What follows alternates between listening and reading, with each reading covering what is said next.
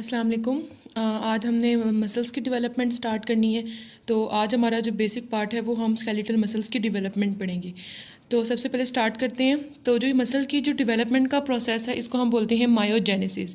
अब हमें पता है, हमने पीछे भी पढ़ा था ग्लैंड्स की डेवलपमेंट में और स्किन की डेवलपमेंट में कि मीज़नकाइमल सेल्स जो थे वो बड़े चालाक थे, वो जहाँ भी जा रहे थे जाके कुछ भी बना रहे थे।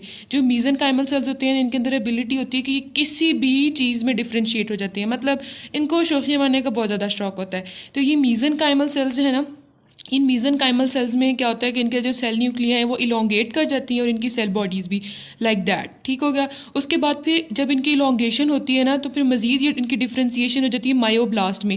मतलब क्या कि अब ये मीज़नकाइमल सेल जो है ना ये पक्के हो गए हैं कि भाई हमने अब मायो मसल्स बनना है। ठीक है, तो ये मायोब्लास्ट में डिफ्रेंशिएट हो गए। मायोब्लास्ट आगे फ्यूज़ करके हमारे पास मायो ट्यूब्स बना देती हैं लाइक दैट। ठीक है, अब मायो ट्यूब्स बन के हमें पता है अब यहाँ पर उन चीज़ों की ज़रूरत है जो एक मसल को चाहिए होती है।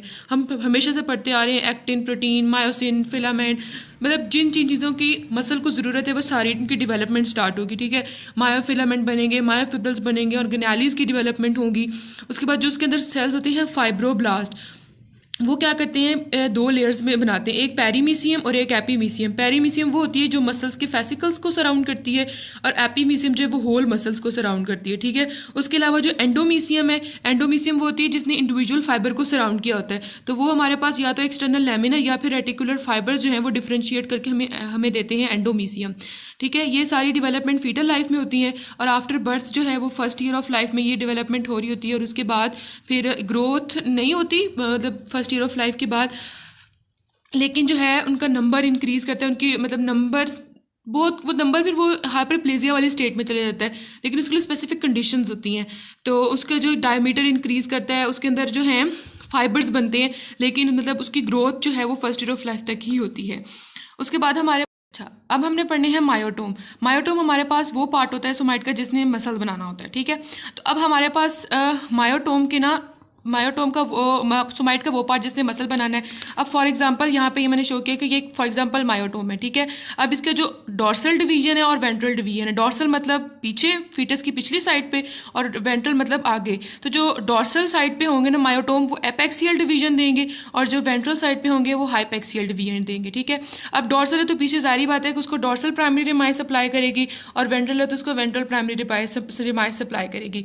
उसके बाद आ जाते हैं हमारे पास एक्सटेंड, ये जो डॉर्सल है, डॉर्सल डिवीजन, डॉर्सल साइड्स के जो सोमाइट्स थे उन्होंने एपेक्सियल डिवीजन दी। अब उन्होंने करना क्या है, अब पीछे में पता है एक्सटेंसर मसल्स होते हैं, तो ये जो एक्सटेंसर मसल बनाते हैं ये हमारे पास जो है ना एक्सटेंसर मसल्स बनाते हैं नेक के, वर्टिब्रल कॉलम के। उसके अलावा हमारे पास जो सेक्रल और कॉक्सीजियल सेगमेंट के जो मायोटोम के होते हैं ना, जो एक्सटेंसर मसल्स बनते हैं वो फीटल लाइफ में तो बनते हैं, लेकिन जब आफ्टर बर्थ क्या होता है कि वो डीजनरेट हो जाते हैं और वो सिर्फ डॉर्सल कॉक्सीजियल लिगामेंट के तौर पे हमारी बॉडी के अंदर परसिस्ट करते हैं। अच्छा, अब हमने पढ़ने हैं वेंट्रल साइड के जो मायोटोम्स थे उन्होंने दी थी हाइपेक्सियल डिवीजन।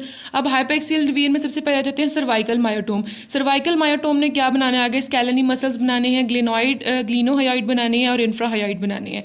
उसके बाद हमारे पास जो थोरेसिक मायोटोम्स होंगे, अब मतलब जो सर्वाइकल मायोटोम है मतलब वो नेक वाला रीजन। अब आगे वेंट्रल साइड पर हमारे पास थोरेसिक रीजन है, तो वहाँ पर जो लेटरल और वेंट्रल फ्लेक्सर मसल होंगे वर्टिब्रल कॉलम के वो थोरेसिक मायोटोम्स बना देंगे। उसके बाद नेक्स्ट आ जाता है लंबर मायोटोम।